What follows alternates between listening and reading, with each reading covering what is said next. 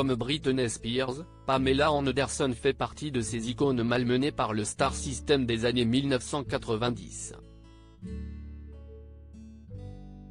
Misogynie, commentaires déplacés.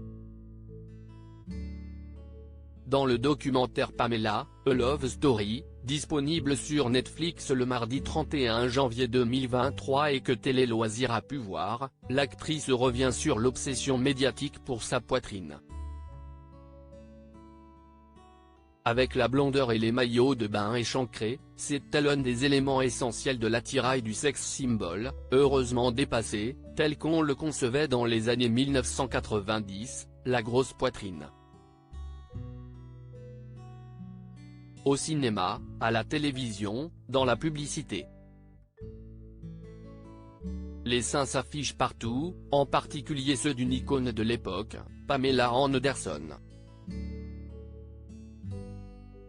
Au point d'en faire son trait distinctif, synonyme de célébrité mais aussi des pires humiliations.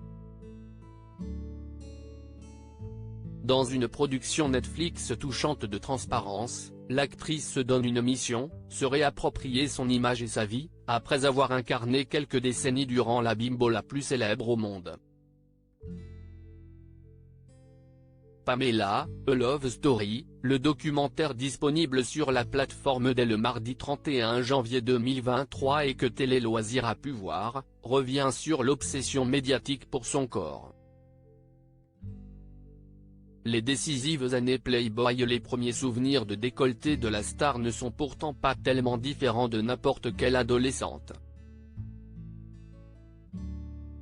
Pamela Anderson se rappelle avoir été une jeune fille complexée et totalement perdue face au bouleversement vécu par son corps. Ma puberté est arrivée tard. Un jour, j'ai vu une bosse sur mon torse et je me suis demandé comment j'allais annoncer à ma mère que j'avais un cancer, raconte-t-elle. Quand elle prend son courage à deux mains et se confie, la réaction est sans appel, elle a éclaté de rire et m'a dit « Tu deviens une femme ».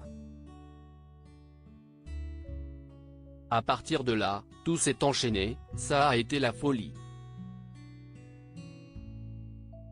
Les petites bosses sont devenues bien grosses. Plaisante l'actrice qui prend sa revanche quelques années plus tard en tant que playmate. CST pendant l'une des légendaires soirées données au manoir Playboy que Pamela, émerveillée par la plastique parfaite des femmes qui l'entourent, se décide à passer sous le bistouri. J'étais avec Kimberly Hefner, la femme de Hugh. Elle m'a dit elles se sont toutes faites opérer et j'ai dit je dois signer où ? Se souvient-elle. Je trouve ça déplacé de poser ce genre de questions à une femme. Peut-on parler de vos seins ? Où avez-vous été opéré ? Sa nouvelle et généreuse poitrine devient l'obsession des médias qui la bombardent de questions inappropriées et contribuent à lui tailler une réputation de bimbo aussi aguicheuse qu'ingénue. Je ne savais pas mentir en interview, donc quand on m'a demandé si j'avais fait de la chirurgie esthétique, j'ai répondu et c'est comme ça que tout a commencé. Mes seins ont fait carrière, je les ai seulement suivis, juge-t-elle. Voilà qui suffit à faire de la star un objet public à la merci de tous les commentaires, plus intéressante pour son physique que pour sa carrière. De quoi mettre Pamela Anderson particulièrement mal à l'aise, je me disais, sérieusement, on va encore parler de ça. Mais on joue le jeu. Je ne vois pas en quoi c'est intéressant.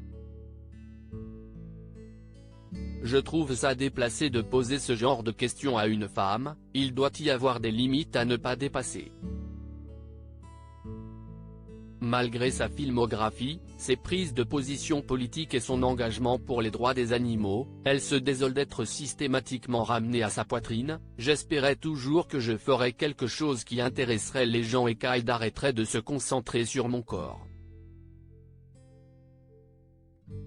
Hollywood lui doit bien quelques excuses. À lire aussi c'est pour ça que je suis un peu folle, le jour où la mère de Pamela Anderson, enceinte d'elle, a traversé le pare-brise à cause de son père.